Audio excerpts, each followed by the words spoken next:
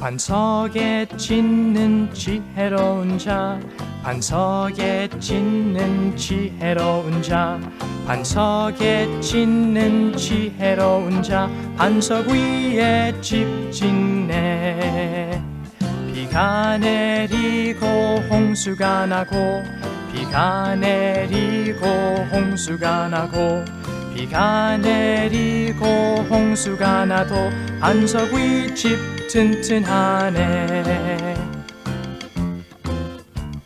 모래에 짓는 어리석은 자, 모래에 짓는 어리석은 자, 모래에 짓는 어리석은 자, 모래 위에 집 짓네. 비가 내리고 홍수가 나고, 비가 내리고 홍수가 나고, 비가 내리고 홍수가 나면 모래 위 집 무너지네. 3절 선포자가 이르되 헛되고 헛되며 헛되고 헛되니 모든 것이 헛되도다. 사람이 해 아래서 행하는 자기의 모든 수고에서 무슨 유익을 얻으리요. 기도하겠습니다. 하나님, 오늘 이 말씀을 통해서 우리가 무엇을 추구해야 하는지, 또 이 세상을 어떻게 바라보며 통찰하며 또 살아야 하는지, 하나님 그것을 깨달을 수 있는 시간이 되게 도와주십시오. 주님의 도우심을 구합니다. 모든 말씀을 주님께 의탁하오며 우리 주 예수님의 귀하신 존함을 받들어 기도하옵나이다. 아멘. 자, 오늘 우리는 여기서 허무주의와 염세주의에 대해서 저는 오늘 좀 알아보고자 합니다. 저는 솔로몬은 허무주의자인가, 솔로몬은 허무주의를 가르치는가 하는 것입니다. 자, 제가 허무주의라고 이야기했을 때 참 부정적으로 들리죠. 또 염세주의 하니까 부정적으로 들리죠.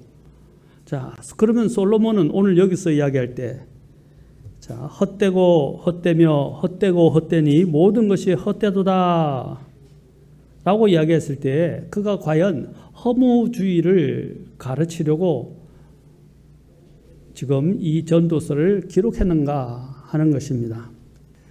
또 전도서 2장에서도 동일하게 우리는 2장 11절에 가도 또 그때 내가 내 손이 이룩한 모든 일과 내가 수고하여 행한 모든 수고의 열매를 바라보았는데 보라, 모든 것이 헛되며 영을 괴롭게 하는 것이요 해 아래에는 아무 유익이 없었도다 라고 또 말하고 있습니다. 또 7장 27절에서도 그가 또 이해한 것은 뭐라고 말하면 선포자가 이르되 보라, 내가 하나씩 하나씩 세어보며 전말을 알아내어 이것들을 알게 되었노라 라고 말하고 있습니다. 그것은 무엇이냐? 다 헛되다는 것입니다. 다 사람을 그 가운데서 찾아봐도 알아내지 못한 것들을 많고, 또 그것을 이해하지 못하는 사람들도 있고, 또 이것을 이해하는 사람을 알아내고자 해도 찾을 수가 없었다는 사실입니다. 여기서 1장 2절에 보면 우리가 허무하다, 여기서 이야기 헛되다라고 이야기하는 이 말이 몇 번이나 나옵니까? 한번 보십시오. 몇 번이나 지금 언급하고 있죠? 헛되고 헛되며 헛되고 헛되니 모든 것이 헛되도다. 5번 나오죠. 지금 2절에서만 5번이나 나옵니다. 그래서 어떤 분은 이것을 허무주의의 오중주다라고 이야기를 하고 있습니다. 여러분, 허무함의 오중주. 과연 이 허무함을 강조하기 위해서, 허무주의를 또한 강조하기 위해서 전도서 기자인 솔로몬이 이것을 말하고 있는 것입니까? 자, 또 이러한 부분으로 인해서 오해를 많이 사기도 합니다.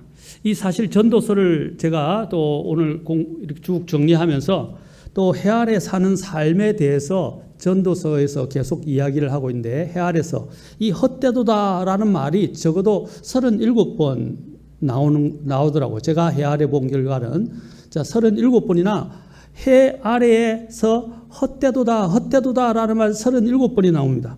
또 해 아래라는 말이 29번 나옵니다. 아까는 해 아래는 아니고요. 헛되다라는 말이 37번, 또 해 아래서라는 말이 29번 under the sun이라고 말하고 있습니다. 그리고 하늘 아래라고 하는 말이 또한 3번 나옵니다.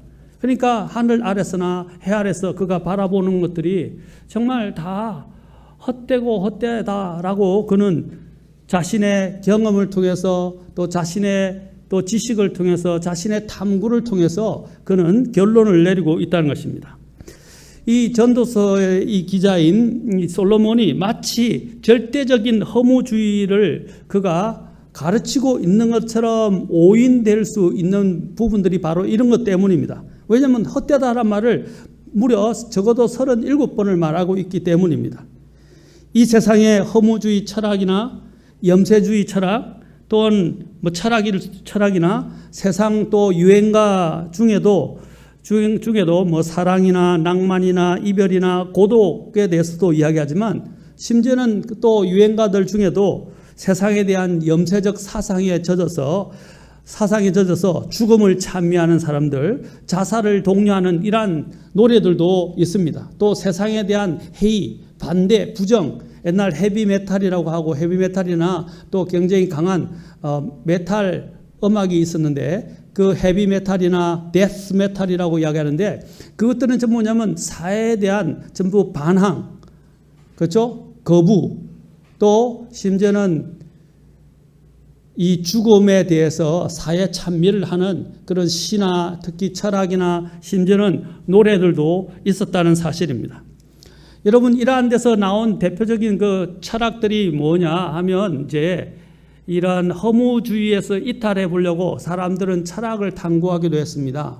그 탐구 중에 대표적인 이제 성경에는 2가지 철학이 나옵니다. 그 철학이 뭐냐? 사도행전 17장에 보면 참 재미있게도 이 철학에 대해서 언급을 하고 있다는 사실입니다. 17장 18절에 보면 2가지 철학을 논하는 학파에 대해서 말하는데 에피쿠루스 학파와 그 다음에 스토아 학파라는 2 학파가 있었다라고 말합니다. 이것은 바로 그리스 헬레니즘 문화에서부터 시작되어지는 것인데 이 알렉산더 대왕과 사실은 연관이 있어요. 그것까지 뭐 다 설명하기는 어렵고 그러한 것들이 바로 예수님 당시뿐 아니라 심지어는 사도 바울이 사역하고 있었던 당시까지도 영향을 미치고 있었다는 것입니다. 사도 바울이 이제 아테네에서 복음을 전하면서 이 2 철학자들과 마주치게 되었다는 사실입니다.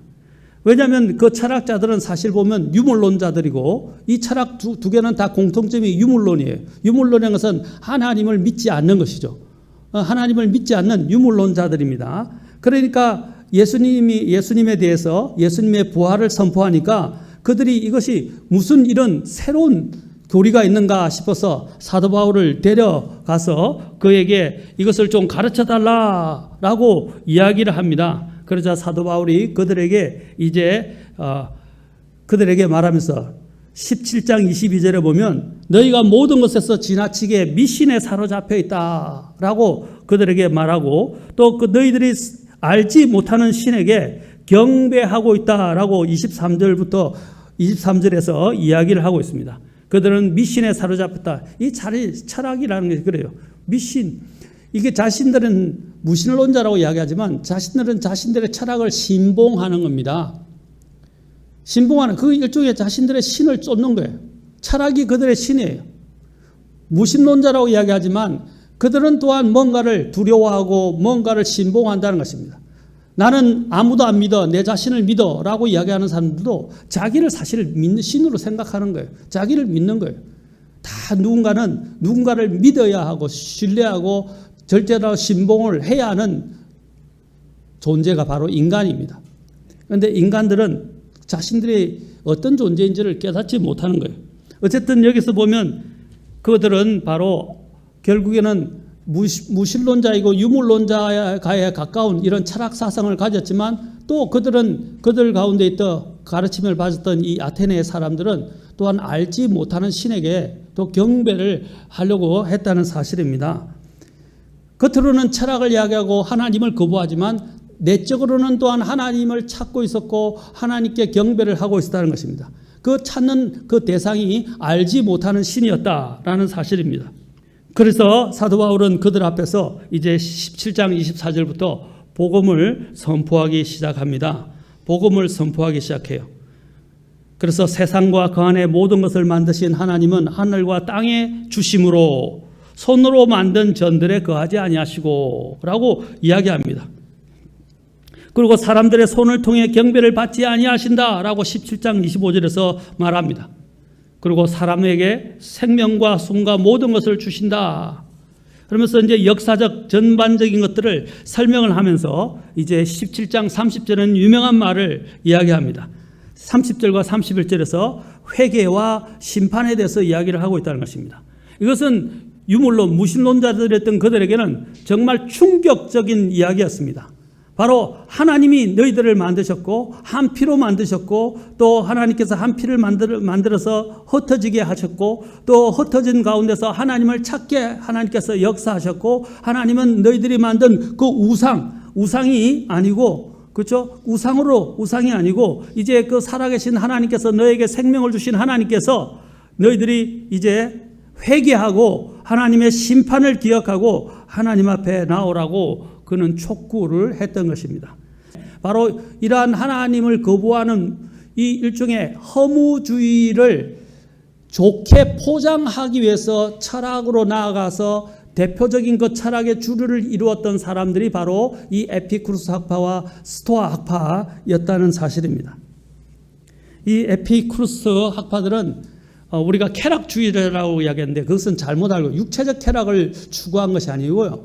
그들은 이 세상에 대한 부분에 대해서 어느 정도 염증을 느꼈기 때문에 그들은 정신적인 쾌락이라고 하는 이 정신적인 어떤 평안을 구했던 사람들입니다. 그것을 철학자들을 이야기하는 말로는 아타락시아라고 이야기를 합니다. 그들은 정신적 쾌락을 추구했던 것입니다. 그러니까 지적인 만족만을 구한 것입니다. 그들은 육체적인 것은 거부했습니다. 그것이 일종의 이제 그들의 하나의 사상이 이러한 실제적인 삶으로 나타나기 시작했습니다. 그들은 마음의 평온함을 유지하면서 아까 헛된 이 세상에서 고통을 줄이고 행복을 추구하고자 했는데 그 행복이 바로 정신적인 즐거움, 바로 그것을 추구했던 것입니다. 그래서 그들은 신과 죽음에 대한 이러한 두려움을 이것을 통해서 하고자 했던 거예요. 아까 여기 보니까 어떻게 헛되고 헛되다는 거죠. 그리고 성경은 뭐라고 하냐면 모든 인생은 수고와 슬픔뿐이다라고 시편에서 말씀하십니다. 수고와 슬픔뿐이 이 세상에서 그들은 뭔가 자신들을 평안하게 해줄 수 있는 어떤 정신적인 사상을 추구했던 거예요. 거기서 빚어진 철학이 바로 에피쿠루스 학파였다는 것입니다. 또 더 나아가서 더 고상해지고자 하면서도 좀 더 아니다 적극적으로 살고자 한다라고 했던 또 학파가 스토아 학파입니다. 우리가 이 전도서에 보면 아브라함의 언약이나 또 출애굽 사건이라든지 또 하나님의 약속들이라든지 하나님의 예언들 또 구속에 관련된 이런 약속들을 전혀 다루고 있지 않습니다. 또 하나님의 어떤 특별한 역사도 다루고 있지 않습니다. 이 성경의 예언적인 내용도 지금 이 전도서에 보면 포함되어 있지 않습니다. 오히려 그런 것보다는 지금 오늘 읽었던 것처럼 첫 서두부터 시작해서 뭐라고 그랬습니까? 마치 모든 것이 헛되다고 하는 허무주의와 염세주의를 이야기하고 계속 조장하는 것처럼 보여집니다. 그래서 다른 책들과는 좀 너무 판이하고 다르다. 또 불협화음을 일으키는 것 같다라고 생각하는 사람들도 있다는 것입니다. 여기서 좀 더 구체적으로 우리가 허무주의를 마치 가르치는 것처럼 오해할 수 있는 그 대표적인 것이 전도서를 통해서 우리는 또 알 수 있습니다. 전도서 1장 4절부터 7절에 보면 또 뭐가 있습니까? 어떤 것도 새롭지 않다라는 것입니다. 그들이 허무주의를 느끼게 된 것은 늘 그대로, 그렇죠? 일종의 유물론과 같아요. 있던 것이 그대로 있다는 거예요. 뭡니까? 4절에 보니까 뭐가 있어요? 땅이 나오죠. 그죠? earth, 지구라고도 이야기하죠. 땅. 5절에 또 뭐가 나옵니까? 태양. 6절 바람. 7절 바다. 이렇게 나오죠. 그들은 자연 만물을, 우주 만물을 이어서 이야기하고 있습니다. 움직이고 있지만, 그렇죠? 거기서 유물론이 나오는 거예요. 아까 같이. 움직임이 있지만 아무런 어떤 진전이 없다는, 늘 그대로 있다는 것입니다. 변하지 않는 자연에 대해서 이야기하고, 그래서 변하는 것은 없다라는 거예요. 지구, 땅도 그대로 있었고, 태양도 그대로 있었고, 바람도 그대로 있고, 바다도 그대로 있고, 그냥 그대로 있다는 것입니다. 이런 염세주의로 인해서 이 염세주의가 이제 잘못된 방향으로 모든 것을 다 어떻게 해요? 뒤로 하고, 그렇죠? 뒤로 하고 완전히 고립되어진 이런 수도사와 같은 삶을 사는 사람이 있는 반면, 또 이 세상의 염정을 높여서, 그렇죠? 세상과 고립되어 사는 사람이 있는 반면, 세상은 어차피 이렇게 사는 거니까 새로운 것이 없으니까 그냥 즐기면서 살자 해서 정신적인 쾌락을 추구하는 에피쿠로스 학파 같은 사람이 있는 반면, 또는 그냥 어차피 죽는 거고 이 세상엔 좋은 것이 없고 그냥 즐기자 하고 육체적 쾌락을 추구하는 쾌락주의자들도 있었다는 사실입니다. 그러나 그들은 알지 못한 것이 있습니다. 이 자연을 만드신 분, 이 자연을 초월하고 기적을 행하시고 또 자연을 통제하시는 분, 바로 그 하나님에 대해서는 알지 못했다는 것입니다. 또 8절부터 11절에 가면 또 어떤 것이 나오면 새로운 것이 없다라는 것입니다. 아까 변하지 않는다, 변하는 것이 없다, 늘 그대로 있었다는 것입니다. 자, 거의 비슷한 말이죠. 그리고 또 새로운 것이 없다라고 8절부터 11절에서 또한 이야기하고 있습니다. 사람은 늘 새로운 어떤 것을 구합니다. 그리고 만족할 줄도 모릅니다. 그 이유가 3장 11절에서 나오는데, 사람들을 보면 그분께서 자신의 때에 모든 것을 아름답게 만드셨고 또 그들의 마음속에 세상을 정하여 두셨으므로 아무도 하나님께서 만드신 일을 처음부터 끝까지 알아낼 수 없도다. 그리고 12절, 사람이 사는 동안에 기뻐하는 것과 선을 행하는 것 외에 그들 안에 다른 선한 것이 없는 줄 내가 알며, 13절, 또 모든 사람이 먹고 마시며 자기의 모든 수고로 인한 좋은 것을 누려야 하는 것이 하나님의 선물인 줄도 알도다. 자, 그들은 뭡니까? 어떤 새로운 것을 원하는데 만족할 줄 모른다는 것입니다. 그 만족할 줄 모르는 가운데 사는 것들을 여기서 한 단어로 정의를 하는데, 그게 뭐냐? 여기서 세상이라는 것입니다. 세상이라는 거예요. 이 부분을 저는 사도 바울이 고린도 7장에서 인용했다고 생각합니다. 우리가 이 세상을 이용하는 자들은 뭐라고 그랬어요? 이 세상을 과도하게 사용하지, 그렇죠? 사용하지 못할 자처럼 살라 그랬다는 것이에요. 이 세상을 어떻게 해요? 너무 지나치게 이용하려고 하지 말라는 것입니다. 왜냐하면 이 세상의 패션, 형체가 사라지기 때문이다. 이 사람들은 이 세상에서 끝없이 뭔가를 추구하는 거죠. 아무리 추구해도 모든 것을 이용할 수 없다는 것입니다. 사람은 끊임없이 바로 이 하나님이 두신 이 세상에서 자꾸 뭔가를 찾고 뭔가를 통해서 기쁨과 즐거움을 찾으려고 그러고, 그렇죠? 만족할 줄 모른다는 사실입니다. 자, 8절부터 보겠습니다. 모든 것이 수고로 가득하여 사람이 그것을 말할 수 없나니, 자, 눈은 보는 것으로 만족하지 아니하고 귀는 듣는 것으로 채워지지 아니하는도다. 이미 있던 것, 즉 그것이 후에 있었고 이미 행한 것을 후에 다시 행하리니 해 아래에서는 보십시오. 뭐라고 그랬어요? 새 것이 없다. 우리가 새 것이라고 생각하는 것도 사실 새 것이 아니, 이전에 있었던 것이다 라고 이야기를 합니다. 여기서도 지금 솔로몬이 허무주의를 이야기하는 것입니까? 아닙니다. 여러분, 창조라는 것은요, 인간이 창조라고 이야기하는 것은 합당하지 않습니다. 인간은 지금까지 있는 것들 가운데서, 그렇죠? 발견되지 못한 것을 발견하는 존재들이에요. 발견한 건데 사람들은 그것을 창조했다, 창안했다라고 이야기를 합니다.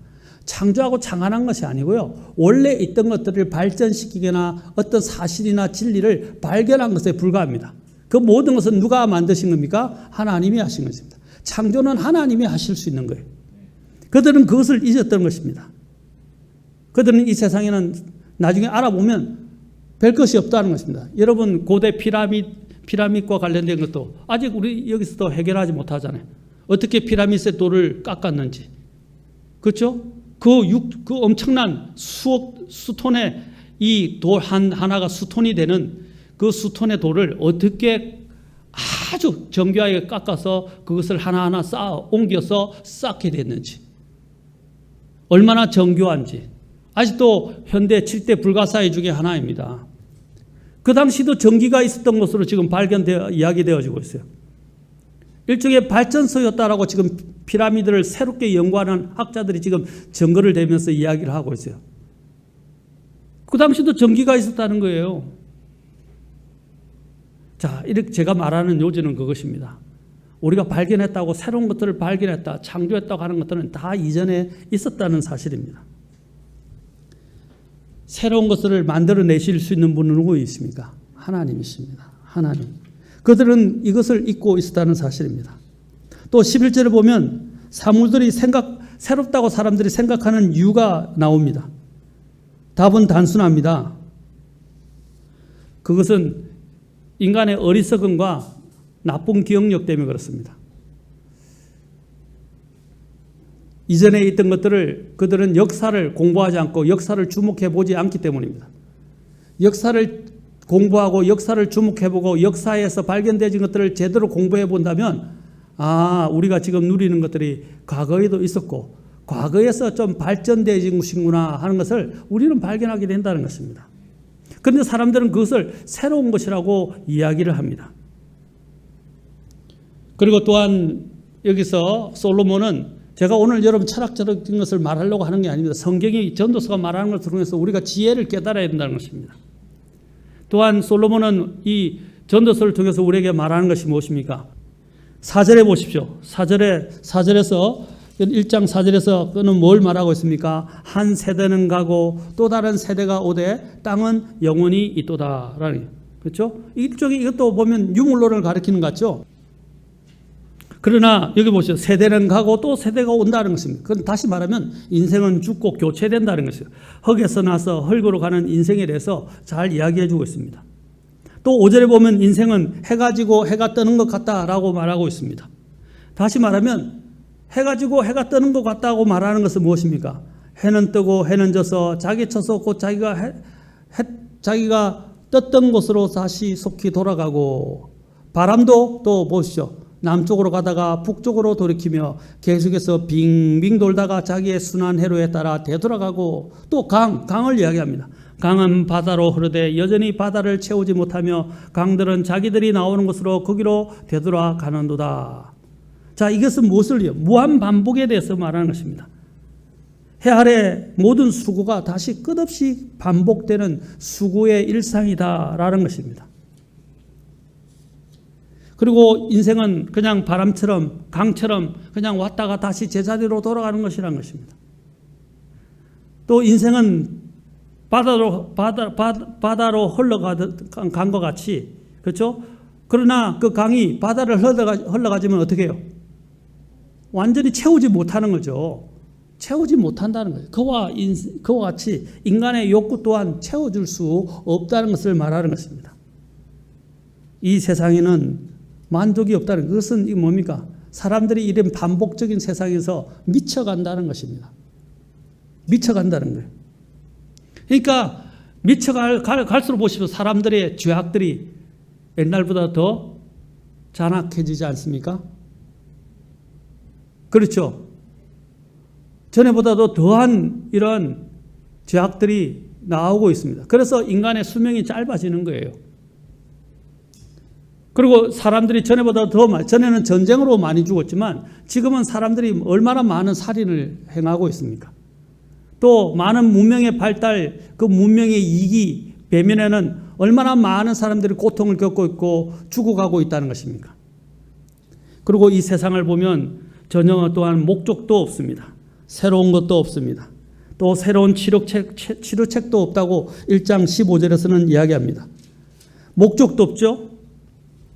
치료책도 없죠. 15절 보십시오. 치료책도 없다고 그럽니다. 그 다음에 또한 더 나아가서 11절에 보면 또한 계속되는 이런 영예도 없다라고 말합니다. 사람이 기억되지 않는다는 거죠.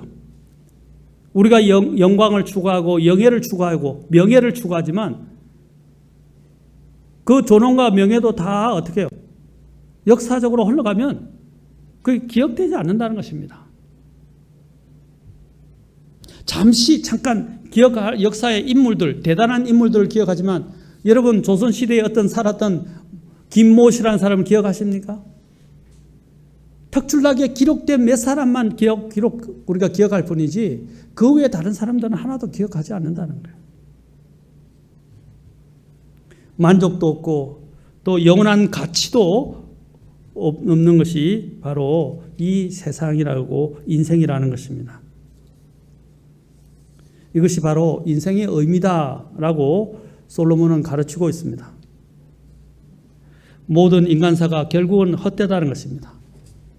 우리가 신앙을 가져도 이러한 허무에 빠지는 사람이 참 많습니다. 그런데 오늘 전도서가 이야기하고자 하는 바가 무엇입니까? 인생의 의미를 찾는 데서 의미를 찾다가 헤매지 말라는 거예요. 거기서 거치지 말라는 거예요. 거기서 허무주의로 빠지지 말라는 거예요. 염세주의로 빠지지 말라는 거예요. 헛된 철학에 빠지지 말라는 거예요. 인생이 찾아야 될 것이 있다는 것을 지금 전도서 기자가 말하고 있는 것입니다. 왜 헛된 인생, 세상 속에서 뭔가를 찾으려고 그렇게 안달을 하느냐는 것입니다. 그 모든 수고가 다 헛되다는 거예요. 그런데 우리는 이 세상이 자신에게 가치를 주고 자신의 존재감을 인정해주고 또 자신의 모든 것들을 채워줄 수 있는 것처럼 우리를 계속 유혹하고 속삭이고 그렇게 가르치고 부르짖지만 그 소리에 귀를 기울이지 말라는 거예요. 그런데 우리는 계속해서 세상의 즐거움에, 세상의 오락거리, 세상이 주는 즐거움에 막 환장해서 그것을 쫓아가고 있다는 것입니다. 결국에는 어떻게 되냐면 그 쾌락을 추구하게 되고 그게 세상이 주는 즐거움을 추구하게 되면 결국 허무주의에 빠진다는 거예요. 그리고 불신자로 그냥 끝난다는 거예요. 죄악으로 세상이 끝난다는 거예요. 그러다 보면 인생의 의미를 깨닫지 못하고 간다는 겁니다. 왜? 사람은 언제 죽을지 모르기 때문에. 언제 죽을지 모르는 인생이 안 죽을 것처럼 이 세상의 모든 것들을 찾아다니고 탐구하고 수고하고 그렇죠? 또 거기서 쾌락을 얻으려고 하고 즐거움을 얻으려고 아무리 수고해봐야 인생의 의미와 가치를 깨닫지 못한 상태에서 그것을 다 얻어도 그것은 아무 소용이 없다라는 것을 지금 솔로몬이 이야기하는 것입니다. 그래서 1장 1절은 무엇과 대조를 이루냐면 12장 9절부터 14절과 대조를 이루고 있습니다. 선포자가 말하노니 헛되고 헛되며 모든 것이 헛되도다. 또 대조를 이루고 있죠. 그 다음에 11장에서도 동일하게 이제 결론 11장부터 12장에서 이 부분에 대해서 답변을 하고 있습니다. 바로 그는 에필로그를 통해서 생의 허물을 탄식하는 이 인생들에 대해서 신학적인 답변을 하고 있다는 것입니다. 여러분, 가장 고상한 지식이 뭡니까? 하나님을 아는 지식입니다. 그것을 우리는 신학이라고 이야기합니다. 오늘날 이 신학들은 자연주의 학파들에 의해서 물들어가지고 지금은 거의 불신론을 향해서 나아가고 있고 하나님을 거부하는 형태로 지금 나아가고 있어요. 지금 보십시오. 학교들, 신학교들 지금 형편이 없습니다. 신학생들 지금 보세요. 거기서 오히려 신학교에 가가지고요. 소명을 받아 신학교 갔다가 학생들이 더 베린다는 말은 학생들이 더 잘못되고 있어요. 미국에서도 실제 통계 조사가 났는데 학생들이 소명을 받아서 하나님을 섬기고 싶어서 신학교 갔는데 신학교 가서 불신론자가 되어서 졸업을 한다는 거예요. 더 많은 학생들이 지금 보십시오. 지금 신학교에서 동성애로 몸살을 앓고 있고 페미니즘이 들어오고 있고 온갖 철학이나 온갖 이런 이론들을 자연주의 이론들을 갖고 들어와서 신학교에서 가르치고 있다는 것입니다. 여러분 성경을 배웠는데 모세오경에서 하나님이 모세가 기록했다고 하셨고 예수님께서 모세가 기록했다 그러면 끝나지 않습니까? 마침표. 하나님이 말씀하셨고 예수님이 말씀하셨으면 어떻게 해요? 요즘 뭐라고 그럽니까? 그걸 마침표라고 그럽니까? 요즘 말이 또 달라졌더라고. 우리 쓸 때하고. 그래, 피리어드. 끝마침이에요, 그냥. 그런데 그들은 어떻게 합니까? 아, 모세가 기록하지 않았어. 또 다른 제2의 모세라는 사람이 있었어. 그러면서 이론들을 갖다 붙이면서 여러분 신학책을 한번 보세요. 모세오경에 관련된 저한테 신학 서적이 있는데 한 가서 한번 여러분을 보여드릴게요. 거기서 나온 것이 문서가설 JEDP 가설이 있어요. 그 가설들이 자꾸 만들어진 거예요. J 가설, E 가설, 그죠? JDP 가설, P 가설. 그래서 모세 저작설과 관련해서 제2의 모세, 뭐 제3의 모세 하면서 계속 만들어요. 그것을 의심하는 거예요. 그래서 결국에는 누가 지었는지 모르는 게 모세가 안 지었다는 거예요. 근데 하나님이 모세에게 말씀하셨고 또 예수님께서 모세가 지었다고 말씀하고 모세의 글이라고 말씀하셨어요.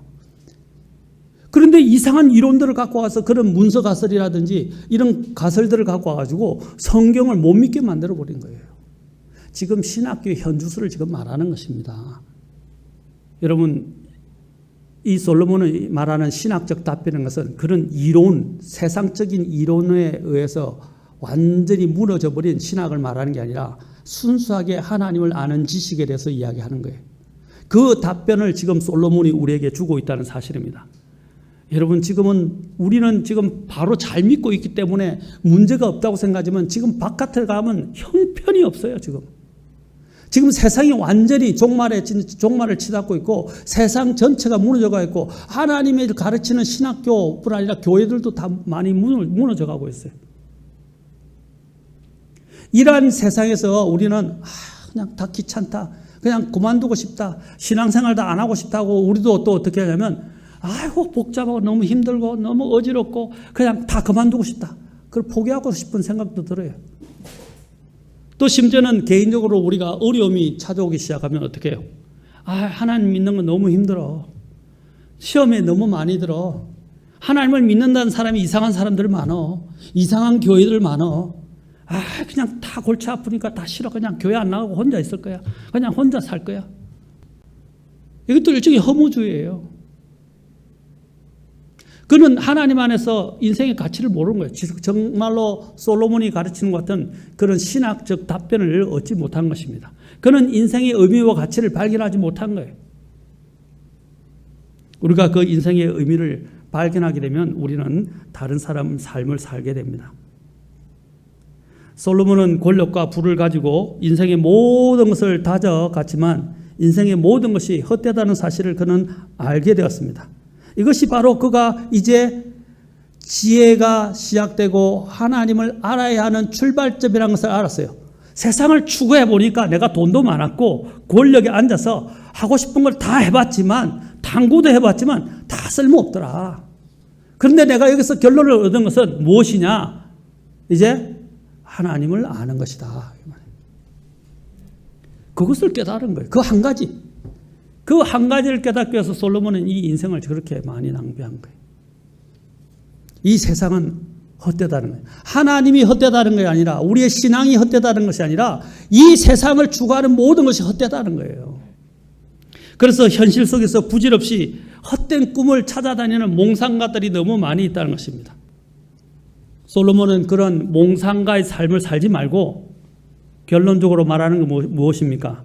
하나님을 경외하는 삶이 지혜로운 삶이다라고 말하고 있습니다. 이 세상의 지혜도 헛되고요. 그러나 하나님을 경외하는 삶이 우리가 인생의 의미를 발견할 수 있고 가치를 발견할 수 있고 목적을 발견할 수 있는 중요한 진리다라는 것을 솔로몬이 지금 말하고 있는 것입니다. 전도서 5장 7절을 보십시다. 꿈도 많고 말이 많으면 헛된 것도 많게 되나니. 여기서 그 본문에 보면 말수를 적게 하라는 이유가 여기 나와요. 꿈도 많고 말이 많으면 뭐라고 그랬어요? 헛된 것도 많게 된다 그랬어요. 그 다음에 뭐라고 그랬어요? 결론적으로 오직 너는 하나님을 두려워할지니라. 이게 전도서 기자가 이야기하고 싶은 거예요. 꿈을 꿔도 다 헛된 것이다. 그런데 우리는 그 꿈에 취해서 살아갑니다. 하나님이 주신 하나님의 뜻을 행하는 그런 비전이 아니라 자신들의 욕망을 추구하고 자신들의 업적을 쌓으려 하는 인간적인 그런 욕망의 추구. 그것도 일종의 꿈이죠. 그 꿈도 다 쓸모가 없었다 이 말입니다. 어떤 사람은 또 이런 말을 할 겁니다. 참 사람들은 교묘해요. 아니 솔로몬은 해볼 거 다 해봐놓고 지금 이런 말을 하지 않느냐. 나는 해볼 거 못 해봤는데 나도 해보고 결론을 내리겠다. 그건 어리석은 거예요. 우리는 어차피 이 세상에 있는 모든 것들을 해볼 수 없어요. 너무 방대하고 너무 많아서 할 수 없다고요. 그래서 아까 고린도후서에서 사도 바울이 이 세상을 이용하는 자들은 뭡니까? 그것을 과도하게 이용하지 못할 자처럼 하라는 것입니다. 그것을 다 이용하지 못할 자처럼 우리는 살아야 된다는 거예요. 그게 지혜예요. 우리보다 더 많은 경험을 했던 이 솔로몬이 결론을 뭐라고 말합니까? 하나님을 두려워하라 이 말입니다. 그래서 전도서 11장으로 가서 11장 12장 이제 결론을 내리겠습니다. 전도서 자 아까 같이 허무주의의 한 부분인 쾌락주의를 이야기하는 것, 사람에 대해서 이제 이야기합니다. 그러나 사람이 여러 해를 살며 그 모든 해를 기뻐할지라도 어두운 날들이 많을 터인즉 그런 날들을 기억할지니라 할지로다. 다가오는 모든 것은 또 여기서도 헛되도다 그러죠. 어두운 날들이 많다 그랬어요. 그러면서 9절에 뭐라고 하냐면 보세요. 오 청년이여 내 젊은 때를 기뻐하라. 내 젊은 시절에 내 마음이 너를 기쁘게 하고 내 마음이 원하는 길들로 걸으며 내 눈이 보는 대로 걸으라. 이게 뭡니까? 일종의 허무주의. 그 중에 한 부분이 쾌락주의를, 그렇죠? 쾌락이죠. 네가 보는 대로, 네가 뭡니까? 내 마음이 기뻐하는 대로, 원하는 대로, 내가 보는 대로 가보라 이 말입니다. 진짜 이렇게 말하는 겁니까? 반어법적인 표현이에요. 반어법이라는 것입니다. 자, 보십시오. 그러나 뭘 이제 솔로몬이 이야기합니까? 이 모든 일들로 인하여 하나님께서 너를 심판 자리로 데려가실 줄 너는 알라 그랬다는 것입니다. 아까 에피쿠르스 학파나 그렇죠? 그 다음에 스토아 학파들은 유물론자들고 그들은 뭡니까? 하나님을 믿지 않을 뿐 아니라 그들은 자신들에게서 두려움을 제거하기 위해서 그렇죠. 그리고 심판에 대해서 생각하지 않았어요. 그런데 솔로몬은 어디로 데리고 들어가고 있습니까? 그것들이 다 틀렸다고 말합니다. 뭐라고 말합니까? 심판에 대해서 이야기합니다. 하나님을 두려워하고 하나님께서 너를 뭡니까? 심판 자리로 데려갈 것이다. 그러므로 10절에서 이야기합니다. 그러므로 슬픔을 내 마음에서 제거하며 악을 내 육체에서 치우라. 어릴 때와 젊은 때는 헛된 것이니라. 자, 여기서 헛되다 그랬어요. 다 그것도 헛되다. 그러면 어떻게 해야 되냐? 1절, 12장 1절. 이제 내 젊은 시절에 내 창조자를 기억하라. 젊은 시절에 얼마나 힘이 넘칩니까? 꿈이 많습니까? 그렇죠? 하고 싶은 게 얼마나 많겠어요. 힘도 넘치니까 꿈도 많을 거예요. 그러나 그것을 가지고 어떻게 해요? 하고 싶은 것대로 다 하고 살면 안 된다 이 말입니다. 또 보는 대로 그냥 다 걸어가면 안 된다는 것입니다. 오늘 세상이 지금 강구하고 선전하는 게 뭡니까? 네 생각대로 해, 네 마음대로 원하는 대로 해, 네가 하고 싶은 대로 해 하는 것이 지금 이 세상이 하고 있는 이 지금 일종의 사상, 즉 흐름이에요. 재난의 날들이 이르기 전에 1절 혹은 내가 말하기를 내가 이 해들을 기뻐하지 아니하노라 하는 그런 해들이 가까이 이르기 전에 해와 빛과 달과 별들이 어두워지기 전에 혹은 비가 온 뒤에 구름들이 되돌아가기 전에 뭐라고 그랬어요? 기억하라. 누구를? 12장 1절에 있는 것처럼 내 창조주를 기억하라. 그 다음에 또 뭘 이야기하느냐면, 자, 3절부터 쭉 이야기하는 인생이 죽는다는 겁니다. 죽음에 대해서 이야기를 해요. 지금 이게 비유적으로 이야기했는데 한마디로 얘기하면 죽음이에요. 죽음에 대해서 이야기해요. 언줄이 끊어지고 근거리에서 깨지고 이게 다 죽음에 대해서 이야기하는 거예요. 물 항아리들이 새면서 깨지고 바퀴가 물 저장고에서 깨지기 전에 죽음이 찾아오기 전에 뭐라고 그랬어요 또? 기억할지니 7절 보십시오. 그때에 흙은 전에 있던 대로 땅으로 돌아가며 영은 그것을 주신 누구에게로? 하나님께로. 그냥 흙에서 끝난다고 말하지 않잖아요.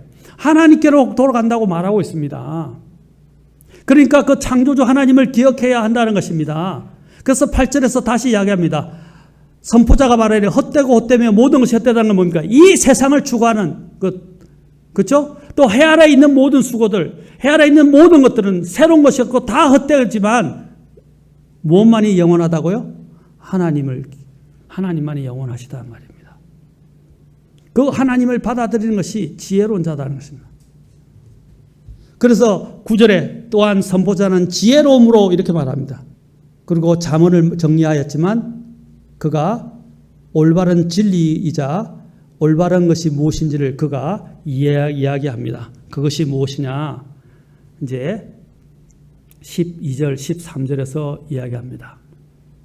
12절, 13절, 14절 같이 보겠습니다. 내 아들아 또한 이 말씀들로 권고를 받으라. 많은 책을 짓는 것은 끝이 없고 많이 공부하는 것은 육체를 피곤하게 하느니라. 우리가 전체 일의 결론을 들을지니 하나님을 두려워하고 그분의 명령들을 지킬지어다.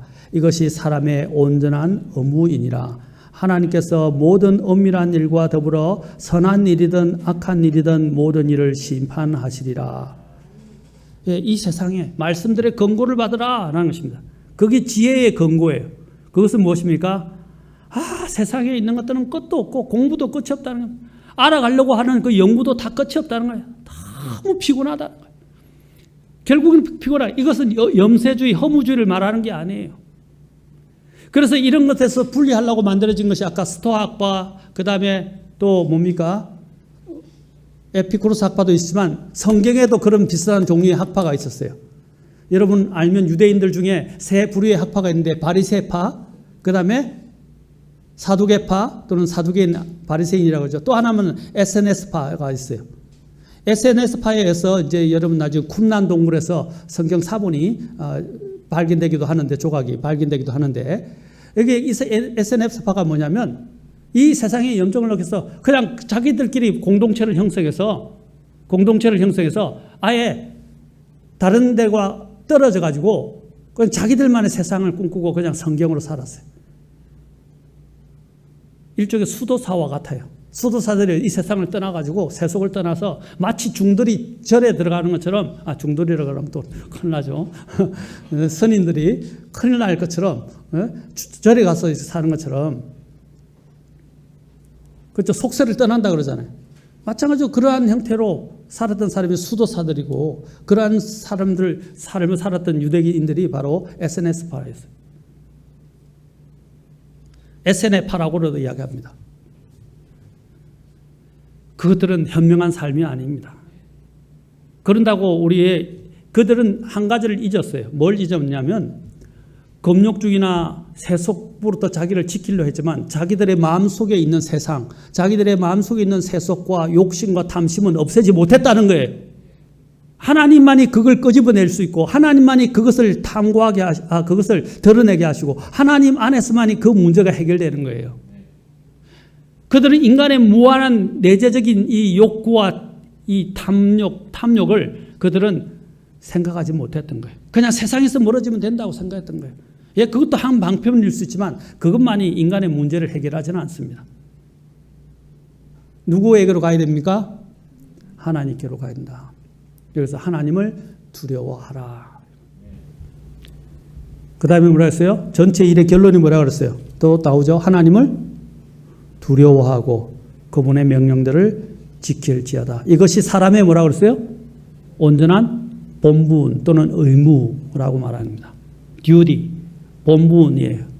사람의 본분은 뭐라고요? 세상에 나가서 하고 싶은 대로 사는 게 아니고요. 다 쓸모없는 일이에요. 하나님을 두려워하고 그분의 명령을 지키는 것입니다. 그런데 한 가지 더 기억할 것은 심판이 있다는 거예요. 심판은 두려운 장소뿐 아니라 우리에게는 그 심판이 보상의 자리가 될 수도 있어요.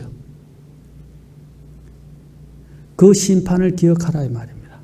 순종하지 않고 그분을 두려워하지 않고 순종하지 않는 사람에게는 심판의 자리가 무서운 두려운 자리지만 순종하고 주님을 추구하고 주님 안에서 살아가는 사람들에게서는 그것은 복된 자리가 될 것입니다. 주님을 발견하는 사람들은 만족합니다. 그리고 주님을 발견하는 사람들은 이 세상에 의해서 좌지우지되지 않습니다. 또 이 세상의 헛된 것들을 찾으려고 헤매지도 않습니다. 또 이 세상에 이러한 너무 많은 것들로 인해서 비교당하고 또 허무주의에 빠지거나 염세주의에 빠지거나 또는 쾌락주의에 빠지지도 않는다는 거예요. 영혼을 내다보면서 하나님을 두려워하는 가운데 더 거룩하고 의롭고 선하게 더 적극적으로 인생을 살아간다는 것입니다. 인생에 그냥 나자빠져서 아무것도 하지 않고 살아가는 게 아니라 더 영혼을 위해서 열심히 살고 하나님을 위해서 더 열심히 사는 인생으로 바뀔 수 있다는 거예요. 우리의 관점을 달리합시다. 이 세상을 하나님의 눈으로 봅시다. 이 세상은 없어지고 사라질 세상이에요. 사도 바울은 이 세상을, 사도 요한도 마찬가지로 이 세상을 뭐라고 그랬습니까? 악한 세상이라고 했어요. 이 악한 현 세상, 갈라디아서에서 이 악한 현 세상이라고 말하고 있어요. 사도 바울은. 그리고 이 세상은 심판에 처해 있습니다. 사악함에 처해 있다는 것입니다. 우리는 이 세상에서 뭔가를 얻으려고 추구하는 사람이 아니라 이것을 초월해서 초연하고 하나님을 두려워하면서 하나님을 위해 사는 정말 인생의 목적과 가치와 의미를 제대로 발견하는 저와 여러분이 될 수 있기를 주의 이름으로 축원합니다. 특히 더더욱 이렇게 어려운 이 시절에 말입니다. 우리의 관조를 달리합시다. 하나님을 두려워하고 그분의 명령을 지킵시다.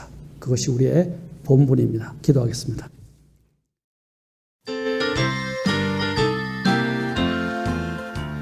The wise man built his house upon a rock. The wise man built his house upon a rock. The wise man built his house upon a rock, and the rains came tumbling down. The rains came down and the floods came up. The rains came down and the floods came up. The rains came down and the floods came up, and the house on the rock stood fast. The foolish man built his house upon a sand. The foolish man built his house upon a sand. The foolish man built his house upon a sand, and the rains came tumbling down. The rains came down and the floods came up. The rains came down and the floods came up. The rains came down and the floods came up, and the house on the sand went smash.